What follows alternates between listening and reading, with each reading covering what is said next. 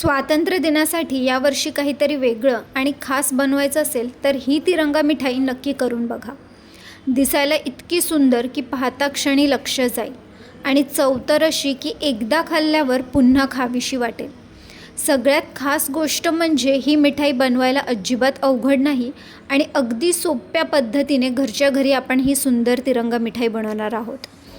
तर मग चला वेळ न घालवता आपण सुरुवात करूया. तर येथे आपण घेतला आहे 1 कप काजू, 1 कप मावा, अर्धा कप पिठी साखर आणि 2 चमचा मिल्क पावडर. सर्वप्रथम आपल्याला काजूची बारीक पावडर करून घ्यायची आहे.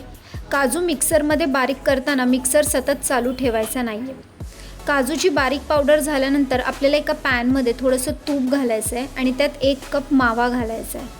गॅसची फ्लेम अगदी कमी ते मध्यम ठेवायची आहे आणि मावा हलक्या हाताने आपल्याला परतून घ्यायचा आहे. मावा आपल्याला सतत हलवत राहायचा आहे आणि हलका गरम होईपर्यंत परतून घ्यायचा आहे. मावा गरम झाला की त्यामध्ये आपल्याला जी काजूची पावडर आपण तयार केली होती ती घालायची. काजूची जी पावडर आहे ती आपल्याला थोडं पल्स करून बारीक करून घ्यायची आहे आणि माव्यामध्ये मिक्स करताना जर थोडंसं आपण चाळून घेतलं तर बरं होईल, म्हणजे आपल्या मिठाईला एकदम स्मूथ टेक्स्चर मिळेल. मावा आणि काजूची पावडर मिक्स करताना आपल्याला ते व्यवस्थित एकजीव करून घ्यायचं आहे, कारण ही स्टेप खूप इम्पॉर्टंट आहे. याच स्टेपमुळे आपल्या जो मिठाईचा टेक्स्चर आहे तो किती मऊ आणि स्मूथ येणार आहे हे ठरवतो. मावा आणि काजूची पावडर आपली छानपैकी एकजीव करून झालेली आहे. आता यात आपल्याला 2 चमचा मिल्क पावडर ॲड करायची आहे आणि पुन्हा एकदा आपल्याला हे सर्व साहित्य असे छान पद्धतीने परतून घ्यायचे, मिक्स करून घ्यायचं आहे.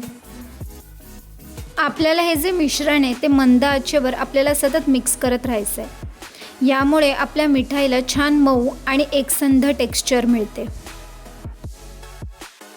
मिल्क पावडर आपली छान मिक्स करून झाली की त्यानंतर आपल्याला अर्धा कप पिठी साखर ॲड करायची आहे.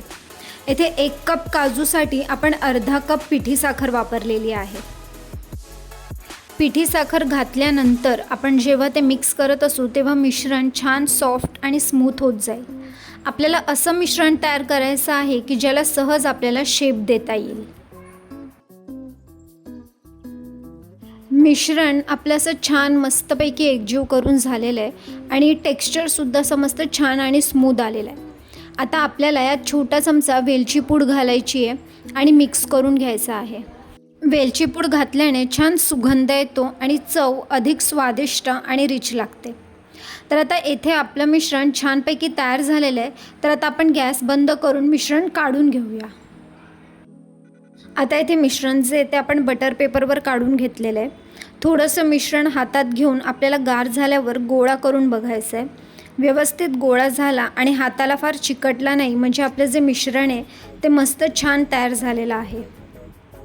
तर येथे आपल्याला मिश्रणाचे 3 समान गोळे करून घ्यायचे आहेत, कारण तिरंगा मिठाईसाठी थर लावताना प्रत्येक लेअर आपल्याला समान जाडीचा ठेवला पाहिजे, म्हणजे मिठाई कापल्यावर ती खूप सुंदर दिसते. तर एका गोळ्यात आपल्याला केशरी रंग ॲड करायचा आहे आणि दुसऱ्या गोळ्यात आपल्याला हिरवा रंग ॲड करायचा आहे आणि हे गोळे आपल्याला छानपैकी मिक्स करून घ्यायचे, म्हणजे आपले जे तिन्ही कलर आहेत ते छान तयार होतील. आता आपल्याला ह्याचे थर लावून घ्यायचे आहेत. त्यासाठी आम्ही येथे एक टीन घेतला आहे आणि त्याला आपल्याला थोडंसं तूप लावून घ्यायचं आहे, म्हणजे मिश्रण खाली चिकटणार नाही. तर सर्वप्रथम आपल्याला हिरव्या रंगाचा जो थर आहे तो व्यवस्थित लावून घ्यायचा आहे, म्हणजे हाताने आपल्याला पसरवून घ्यायचा आहे. थर लावताना अजिबात घाई करायची नाही आहे, कारण प्रत्येक लेअर आपल्याला समान जाडीची ठेवायची आहे, म्हणजे आपली मिठाई जेव्हा आपण कापल्यानंतर ती मस्त अशी खूप सुंदर दिसते, छान दिसते. ही जी स्टेप आहे ते तुम्ही एका प्लेटला किंवा ट्रेला थोडंसं तूप लावून किंवा त्यावर बटर पेपर ठेवूनसुद्धा करू शकता. आता त्यावर आपल्याला पांढऱ्या रंगाचं मिश्रण ठेवून हलक्या हाताने पसरवून घ्यायचं आहे.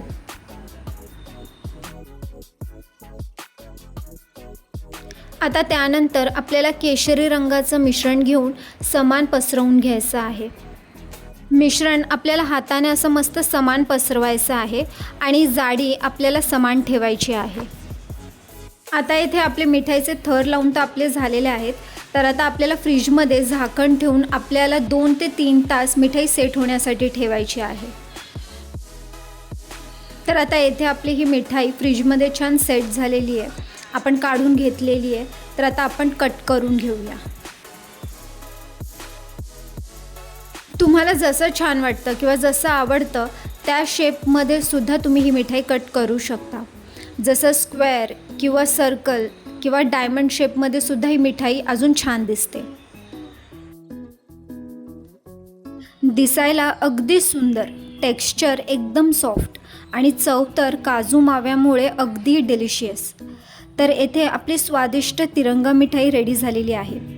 तुम्हीही यावर्षी स्वातंत्र्य दिनासाठी नक्की करून बघा.